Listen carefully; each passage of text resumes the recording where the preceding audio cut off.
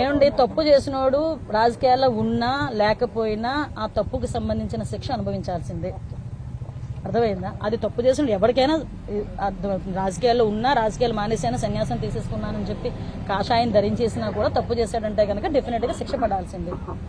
మరి అతని స్వంత విషయం అంటున్నారు, లేకపోతే ఏ అర్ధరాత్రో గొడ్డలేమైనా కల్లోకి వచ్చిందో, లేకపోతే ఏదైనా ఇంటెలిజెన్స్ రిపోర్ట్స్ ఏమైనా వెళ్ళినాయో, నెక్స్ట్ టార్గెట్లని ఏమైనా వెళ్ళినాయో ఏంటో ఆయనకి తెలియాలి, మనకు తెలియదు.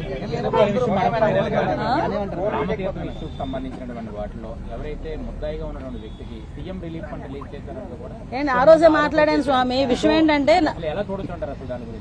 అసలు విషయం ఏంటంటే ముందు మీరు గ్రహించండి. అసలు నేనేమంటానంటే పొలిటికల్ లీడర్లుగా మేము బోల్డ్ మాట్లాడతాం, ఓకే, కానీ మీరు వేసేటప్పుడు అది నిజమా కాదా అనేది కూడా వాళ్ళని కూడా క్వశ్చన్ చేయాలి.